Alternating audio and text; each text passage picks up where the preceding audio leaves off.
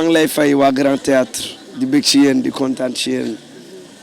El Hadj ci lan nga nekk. maa ngi sant yàlla bu baax di gërëm àdduna di gërëm waa Sénégal di bëgg ñëpp ci ñëpp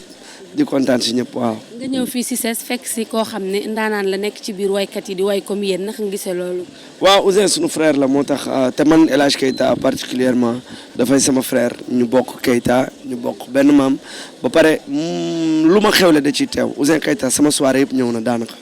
moo tax tey bu xewlee damay tagg lépp rek ñëw rek fay ko bor bi loolu képp la. mu engagé nag loo xamante ne ni mën naa ni salle bi ëpp na ci moom ëppul ci moom parce que fii nii du xale moo koy jël ki koy jël day fekk mu nekk koo xamante ne nii am na public naka nga gisee loolu. waaw affaire yi fit la rek affaire yi fit la te moom sénégalais bëgg nañ ko macha allah ñu ngi koy ñaanal rek mu gën koo mën rek yàlla defal ko ci sutura waaw sutura mooy lépp. première édition la ñu wax. yàlla na ko yàlla defal sutura loolu la képp waaw. merci beaucoup jaajëf kontaan nañ. Grand DJ maa ngi lay nuyu. maa ngi lay fay sister. di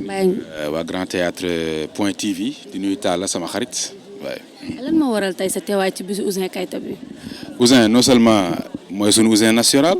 Ouzin au Sénégal Ouzin Sénégal yëpp ko bëgg parce que nit koo xamante ne saa yoo gisee vidéo boo ko ubbee ree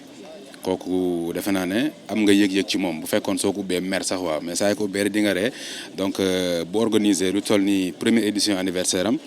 man ma bokk ci ñi koy jàppale ci côté communication parce que publicité maa ko def war ko présenter aussi bis bi donc damay jàpp ne ci man la bokk rek moo tax ma ñëw di ci sonn nii waaye. alors gisoo ni salle bi mu jël nii bi mu engagé dafa rëy trop ci moom est-ce que première édition waru ko woon essayer defee feneen foo xam ne moo xaw a yam que salle bi. booy def première édition da ngay xool lu mag nga def ko te dafa gis aussi ay magam def ko fi waale bi mu njëkkee def akapes terrain bi nu mu toll moo ëpp salle bi nii. mu jógee fa mu ñëw làmb fii CICES mu jógee CICES mu ne Grand Théâtre la jëm mu jógee Grand Théâtre mu ne dafay dem Bercy donc nit àdduna da ngay osé te Ouzin osé na te luñ ko mën a waxal mooy am na ay nit te salle bi incha allah boo duggee di nga xam ne Ouzin am na ay nit parce que Sénégal dañu mën a sot non seulement dañu mën a sot te dañu mën a dimbal nit koo xamante ne dañ ko xaw a marginaliser boo xoolee d'un côté Ouzin dañ ko xaw a marginaliser dañ ko jàppee comme koo xamante ne xëy na des fois wax ji dafay sax xaw ëpp bëgguma ci jaar mais. moom li tax ma naw ko ci côté boobu mooy ak lu ko nit ñi mën a waxal mooy yaayam lu mu am rek danaan sama yaay voilà te loolu. soo ni tamit Ouzin dafa comédie de trop ci musical bi. waaw Ouzin xam nga bi muy njëkk a ñëw ci milieu bi fecckat la wax ne moom fecckat la mu dem ba ci biir muy taasu mais ci biir taasu boobu noonu dafa am lu mu ci yokk muy comique loo xamante ne tey Sénégal li gën a tax Ouzin Sénégalais yi bëgg ko mooy comédie bi muy def du fecc bi. parce que xam nañ du fecckat de talent mais comédie bi mu ciy boole moo tax nit ñi bëgg ko boo xoolee premier single am li mu def moom mooy bërëng bërigo boo xamante ne lu ko neex la ci wax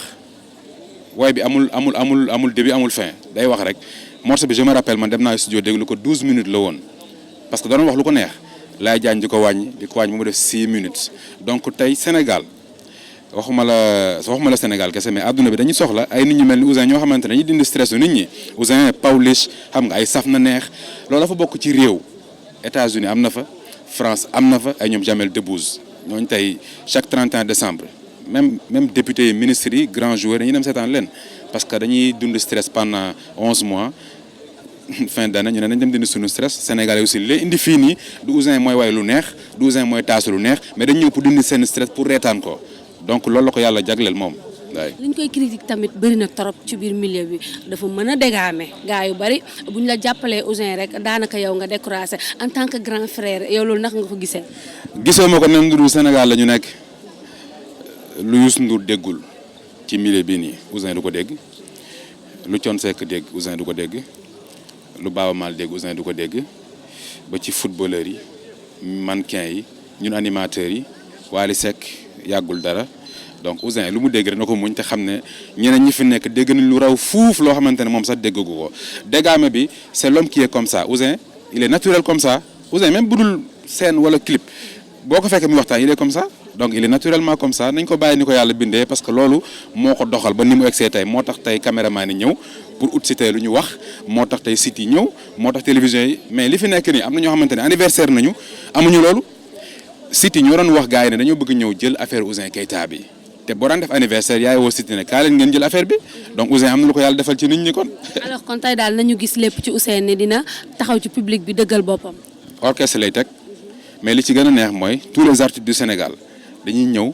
woyal ko lu neex man gis naa fi artistes yoo xamante ne tey xam naa ne kon Ouzin même bu fekkoon dafa nar a naqari sax ñoom dinañ neexal affaire bi tey waaye. merci beaucoup. merci. maa ngi lay nuyu. maa ngi lay fay soxna si. ci loo nekk. maa ngi nii sant yàlla alhamdulilah. lan moo waral sa teewaay tey ci bisu Ouzin bi. waaw li waral sama teewaay ci bisu Ouzin bi nag mooy Ouzin dafa nekk suma xarit nekk ni ko yàlla baaxal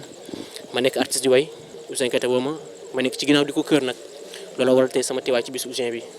en tant que artiste naka nga gisee taxawaayu Ouzin ci biir milieu musical bi. waaw taxawaayu Ouzin ci biir milieu musical bi mooy comme taxawaayu ñëpp rek parce que ku si nekk yaa ngi liggéey di bay sa waar yàlla lay dimbali yaa ngi toog sa côté toog sa rukk yàlla dimbali la lépp lu waay mel rek am nga ay nit yu la bëgg yoo xam dañ lay teral di la dooleel